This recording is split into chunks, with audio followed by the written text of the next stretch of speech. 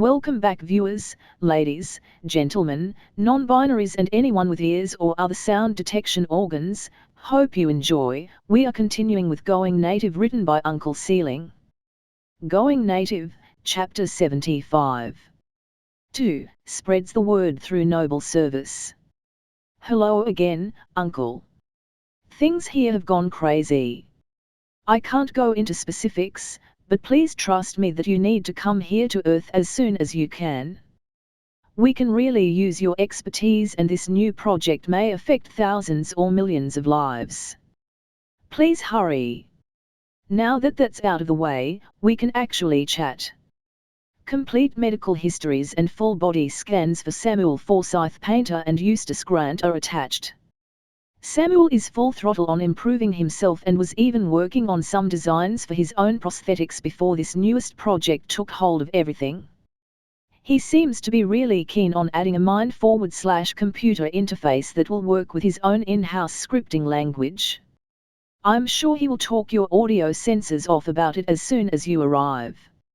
I think I have managed to make Eustace Grant a little more comfortable with the prospect of at least getting a proper prosthetic leg. He and I spent last night getting very drunk and disassembling my arm. It was fun up until his dog stole my ulna and ran off with it. Attached is a picture of the animal in question, Sungbone. Anyway, I hope to see you soon. The humans have a fantastic video game scene, and I have it on good authority that they have entire businesses dedicated to just hanging out and playing games. When you get here we will make a trip. Questing for Great Truths. With a sigh, Questing for Great Truths closed her messaging software and opened her eye. She was alone, sprawled across a large bed. It was Stace's bedroom, a place she honestly never would have expected to have even seen. Now that she was here, she had to admit to being super jealous. The room was so much bigger than her hotel room and the bed was incredibly comfortable. She would have to ask where he got the mattress. Then again, if she was really part of this project for the long haul, maybe she should be looking into better accommodations.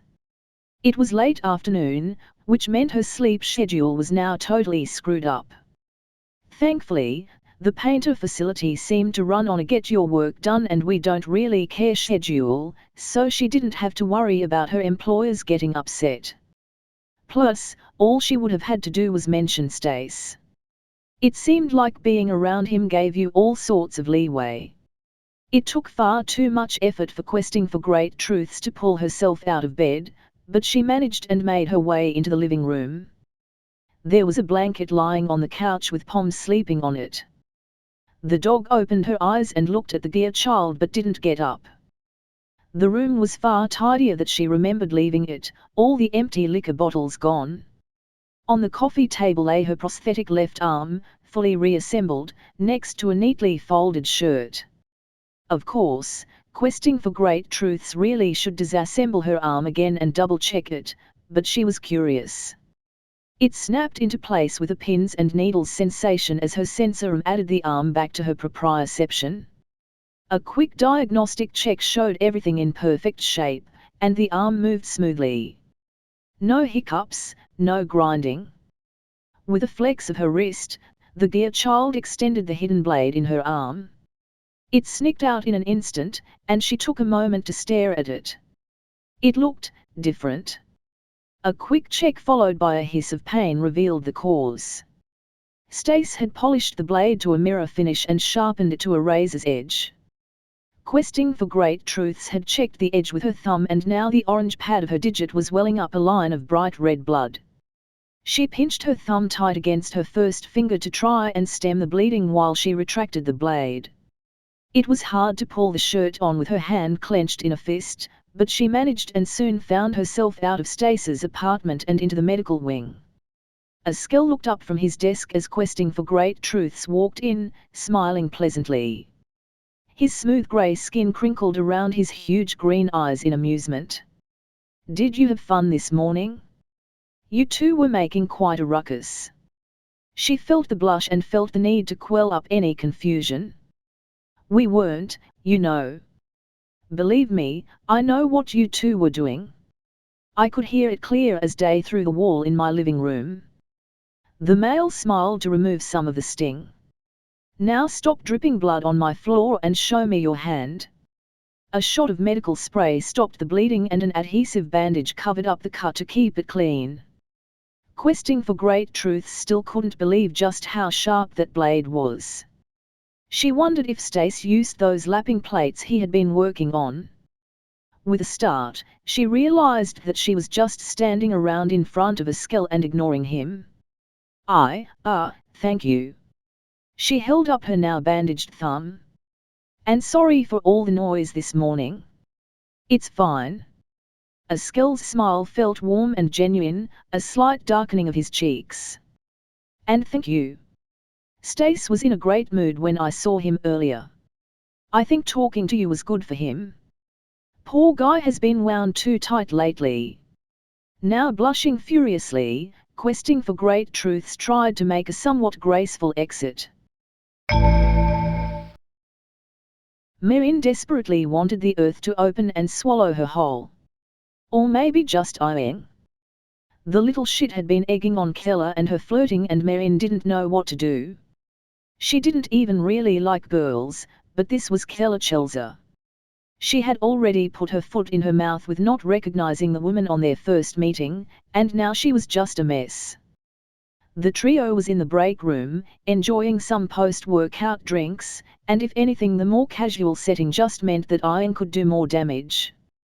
He was in the process of retelling the story of how Merin and Ian met when a hotel-wide pass system she didn't even know was there crackled to life. Merin, please come to the planetarium. There is math that needs, well, mathing. Sammy's voice was bright and clear. Bring coffee. Samuel's voice was more distant. He was clearly just yelling from across the room, but the microphone still managed to pick it up. Well, sorry to run, but it sounds like duty calls. Merin tried to hide the relief from her voice. There's a vacuum flask of coffee in the kitchen. Should still be hot. I'll go keep Stace company. Ian took a moment to give Merin a hug, and as their heads bent close he quietly whispered, sorry. Merin snorted. No you're not. Don't worry, I'll get revenge. Getting from the hotel to the observatory would be a bit of a walk, but Merin was in a hurry so she snagged a small electric cart. They were uncomfortably small, made for some sport called golf or something, but it was faster than walking. After that it was just a quick jog up the steps, through the door, down a hallway, with a stop to grab the coffee, and Merin could see exactly what the Sams had been working on.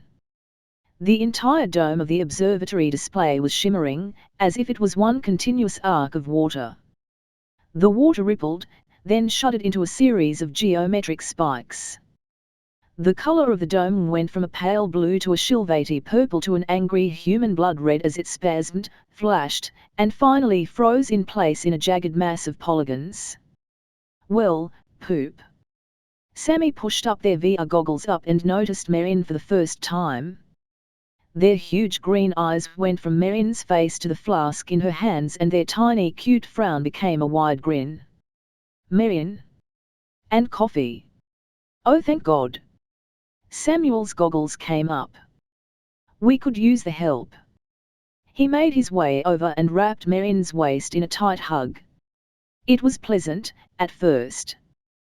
Then she realized how strangely damp Samuel was and just how funky he smelled. There were huge dark circles under his eyes and his hair was an unruly mess. Nope. She pushed Samuel back gently while Sammy took the flask of coffee. No hugs until you shower. Merin took a quick sniff in the tiny physicist's direction. Sammy looked no better than Samuel did. Both of you? That's fair. Samuel raised up an arm and took a whiff, then scrunched his face up. We sort of lost track of what we were doing. But we're on a roll. I really think we can get this figured out. Sammy's voice was a high whine. We just need to get this data processed, and you can help with that. 15, 20 more hours tops and we'll be at a stopping point. No way. Mirin grabbed the two humans by the upper arms and started dragging them out of the planetarium. You are both going to get cleaned up and take a nap before Aang finds you. Otherwise I will ask him to take you both out for a spa day. Understood? Yes, the two humans replied in stereo. Going somewhere? Stace looked up from his duffel bag to see Aang standing in his bedroom doorway, arms crossed. The young man was, of course, perfectly dressed.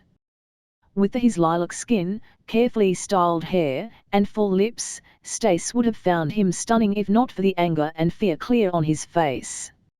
Not yet. Stace gestured at the bag. I am trying to figure out what I can pack and what I might need to buy. This was Ellara's bag and it's plenty big, but I don't have a dop kit and most of my clothing is either too plain or too fancy. What's a dop kit? Wait, never mind. Where are you going? Aang's voice was raised into a not quite shout as he stomped over to Stace and grabbed the man's wrists in his pale lilac hands. Stace took a moment to carefully reposition himself so he could turn and face Aang.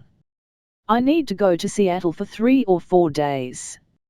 I have to meet with my attorney to take care of a few things, sign some paperwork. Stace tried to make his smile as reassuring as he could. I won't be leaving until tomorrow morning, I just wanted to get an idea of my inventory. So that's it? Not going to ask if it's okay to go, or even talk to me and Ellara about it, just say bye and head off. Aang was clearly hurt, but Stace couldn't for the life quite figure out why. I was planning to tell you too about it, if that's what you're worried about. Stace shrugged. I know how much it would bother either of you if I just vanished. I'm sure you were. Aang huffed. The Shilvati took a few deep breaths, apparently trying to calm himself. Who is going with you? I wasn't planning on taking anybody. It's hardly going to be a vacation. No. You're not going alone. Aang locked eyes with Stace. He wanted to look away, even though he knew Aang. He still felt that creeping twitch along his right eye, reinforcing the fact that he was tainted with an eye that looked just like those black orbs with their gold irises. After a moment, Stace couldn't take it and lowered his eyes. This was a conversation that needed to happen, but that didn't necessarily make it any easier. He had the same talk with Daniel all those years ago. He just hoped that Aang would take it well. Aang, I'm not a pet. I'm an individual who has to manage his own life, and sometimes that involves needing to spend time alone. I'm sure you've noticed I'm not exactly a social person. The lilac-skinned alien still looked upset, but he managed to turn his full lips up in a slight smile. That's certainly an understatement. You and Ellara met me at my worst, but even at my best I never was the outgoing type. There will be times when I need to be by myself, to sort of recharge. It might be for an hour, or a day, or a week. It doesn't mean I love you any less, or that I don't want you around anymore. It just means that I need time for me. This trip I am taking could probably be done over the phone. Or I could fly out to Seattle and get it done in a day. Instead, I am going to drive it and enjoy the solitude. For the first time since before we left the cabin I'm actually well enough to take care of myself. I've been trapped in other people's agendas for months. I need this. Stace realized that his eyes were wet and he pulled a hand from Aang's to wipe away the tears. The young man took a moment to sniff, then cleared his throat. I guess I can understand that. As long as you're coming back. Of course I'm coming back. And I'll text you to let you know where I am. I know you and Ellara would just commandeer a dropship and hunt me down if I didn't stay in touch. That earned Stace a snort of amusement from his boyfriend. And you'll be safe. I will. And you won't dress like a slob when you're meeting with your attorney. Stace smirked. Milt and I have known each other for years. He knows what I'm about. His brows furrowed for a moment. Tell you what, though. After our meeting we are going out to eat with his wife. Probably a fairly fancy restaurant. Want to help me pick out an outfit? Thin arms wrapped Stace in a tight embrace. He could feel the point of Iing's tusk pressing against his chest as the other man pulled him close. It's a deal.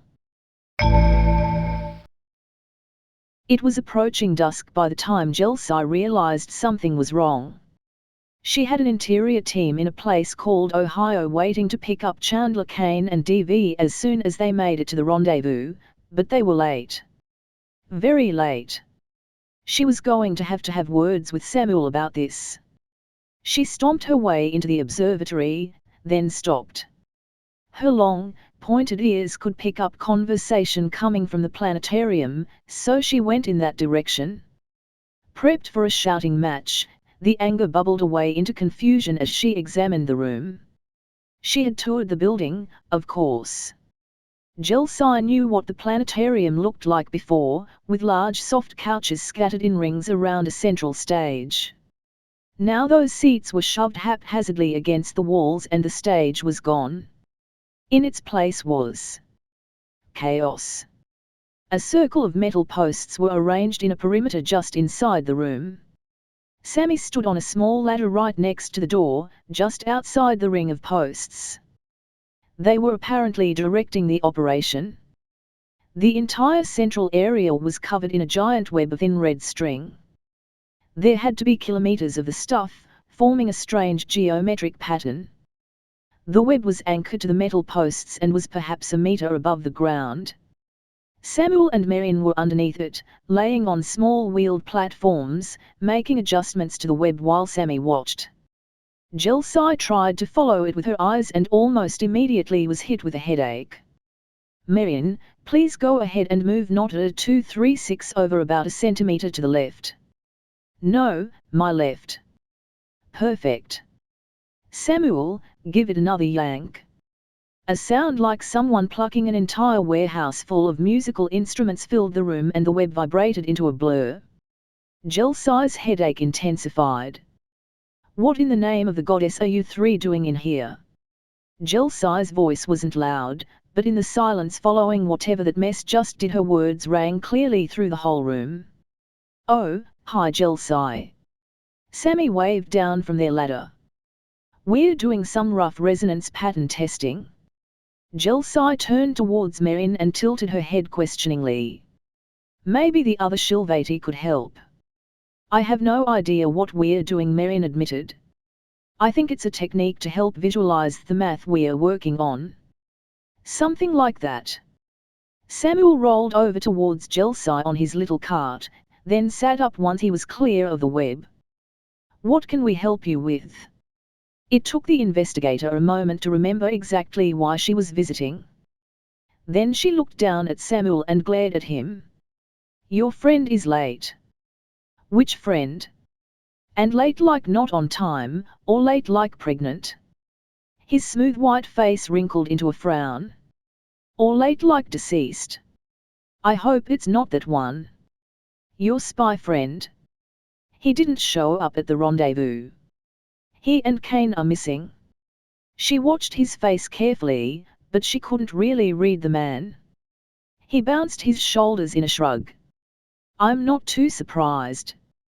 Dave always likes playing both sides if he can. You need to tell me where he went.